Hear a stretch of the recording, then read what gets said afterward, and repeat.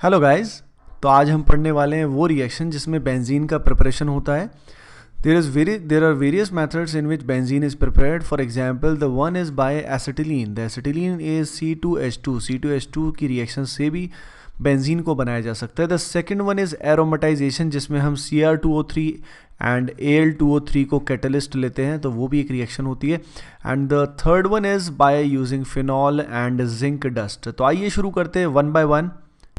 सबसे पहला मेथड जो है that is by using acetylene. Acetylene जो होता है इसका मॉलिक्यूलर फार्मूला है C2H2 और इसका स्ट्रक्चर है कुछ ऐसा HC ट्रिपल बॉन्ड CH, जो एक्चुअल में क्या है, what is this is ethyne. Ethyne के जो 3 यूनिट हैं वो आपस में कंबाइन करेंगे in the presence of iron या कॉपर की सिलेंड्रिकल ट्यूब होती है। There is a tube which is made up of iron और copper which is cylindrical in shape, और ये काफ़ी ज़्यादा हाई टेम्परेचर पे रिएक्शन होती है जिसमें eventually benzene ring is formed.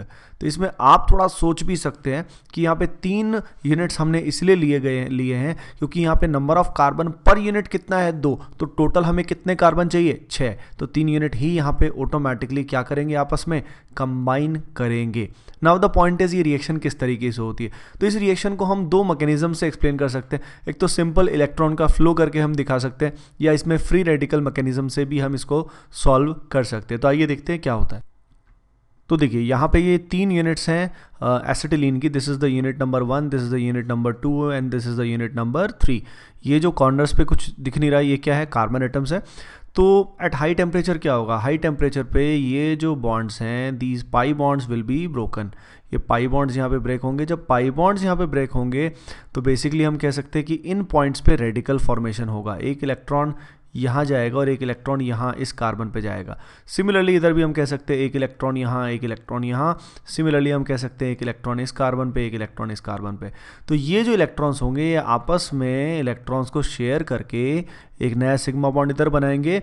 यहाँ पे भी एक एक इलेक्ट्रॉन आपस में शेयर करके एक सिग्मा बॉन्ड इधर बनाएंगे, और यहाँ पे भी इलेक्ट्रॉन शेयर करके एक सिग्मा बॉन्ड इधर बनाएंगे।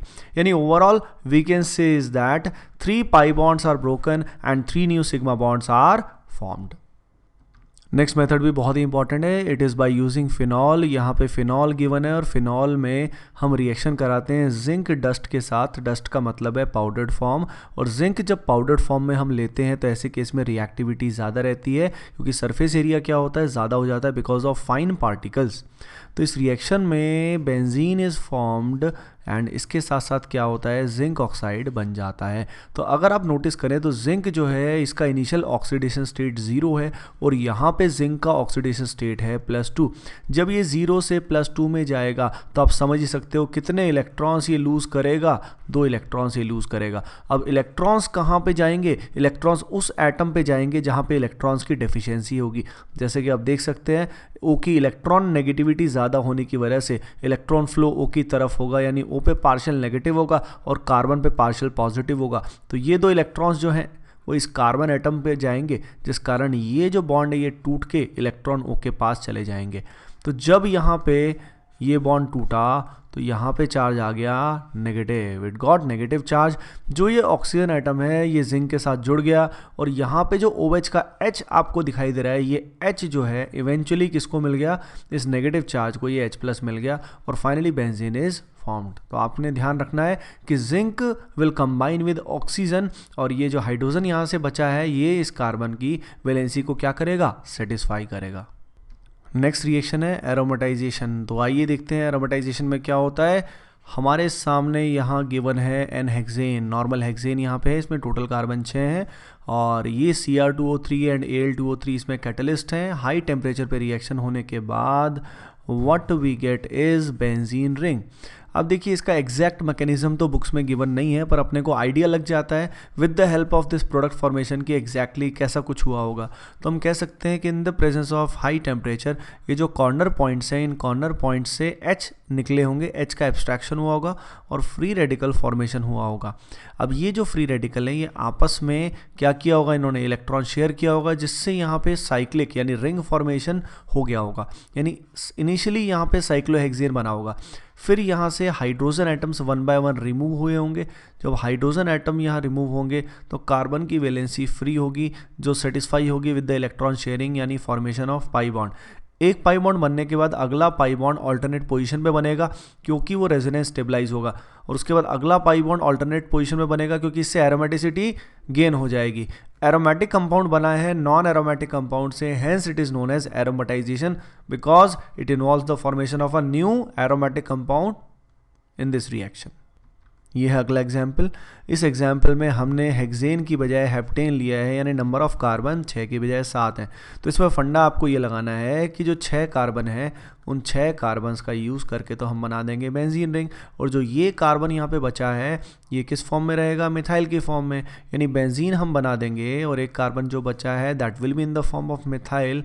Hence what we get finally is toluene, what we get is toluene. अब अगले क्वेश्चन में मान लीजिए हमारे पास क्या है, एन ऑक्टेन है। तो ऑक्टेन में हमारे पास टोटल 8 कार्बन होंगे, 8 कार्बन होंगे तो हम उसमें से 6 कार्बन का क्या बना देंगे, बेंजीन रिंग बना देंगे। अब इसमें बचेंगे 2 कार्बन एटम्स, 2 कार्बन एटम्स जब बचेंगे तो उसको हम यहाँ पे प्लेस कर देंगे इन द फॉर्म ऑफ एथाइल, या हम क्या कर देंगे 2 मिथाइल। अब 2 मिथाइल को या तो हम 1-2 पोजीशन पे सब्सटीट्यूट कर सकते हैं, यानी या तो ये ऑर्थोजाइलिन हो सकता है या इसी को अपन मेटा पोजीशन पे भी लगा सकते हैं, तो ये हो जाएगा मेटाजाइलिन, या इसको पैरा पोजीशन पे भी हम क्या कर सकते हैं, प्लेस कर सकते हैं। So guys in this video you have seen the reaction in which benzene is prepared. सबसे पहले हमने देखा एसिटिलीन से कैसे इसको बनाते हैं इन the presence of red hot iron and copper tube which is cylindrical in shape. फिर हमने देखा फिनॉल जिंक डस्ट से भी बेंजीन को बना सकते हैं, उसके अलावा एरोमेटाइजेशन से भी बना सकते हैं। उसके अलावा और भी रिएक्शन होती हैं। हम डाइजोनियम सॉल्ट जो होता है, जैसे बेंजीन पे N2+Cl- है, अगर इसमें हम हाइपोफॉस्फोरस एसिड यानी H3PO2 डालते हैं तो भी बेंजीन रिंग बन जाता है। उसके अलावा अगर हम इसमें C2H5OH डालते हैं तो भी बेंजीन रिंग इज़ फॉर्म्ड। एक बात का आप ध्यान रखें, C2H2 बनाने का एक बहुत अच्छा तरीका होता है कि सबसे पहले कैल्शियम ऑक्साइड जो है वो कार्बन से रिएक्शन करके कैल्शियम कार्बाइड बनाता है, और कैल्शियम कार्बाइड में जब वाटर हम डालते हैं तो C2H2 बनाता है। तो IIT JEE में देयर इज अ क्वेश्चन जिसमें बताया गया है कि भाई जो क्विक लाइम है यानी कैल्शियम ऑक्साइड है, कन्वर्ट दिस टू बेंजीन। अब खुद ही सोचिए ये बेंजीन में कन्वर्ट कब होगा, जब इससे हम क्या बनाएंगे, कार्बाइड बनाएंगे। कार्बाइड में पानी डालेंगे तो एसिटिलीन बनेगा। तो पहले आप बनाएंगे कार्बाइड, फिर acetylene and then finally benzene. Okay guys, I hope आपको इस वीडियो से बहुत हेल्प मिली होगी। अगर आपको हेल्प मिली है तो प्लीज़ इसको लाइक कीजिए, कमेंट भी कीजिए और इसको शेयर भी कीजिए, और चैनल अगर अभी आप तक आपने सब्सक्राइब नहीं किया तो प्लीज़ सब्सक्राइब इट, और फेसबुक पे हमें ज़रूर लाइक करें। Okay guys, thanks for your support.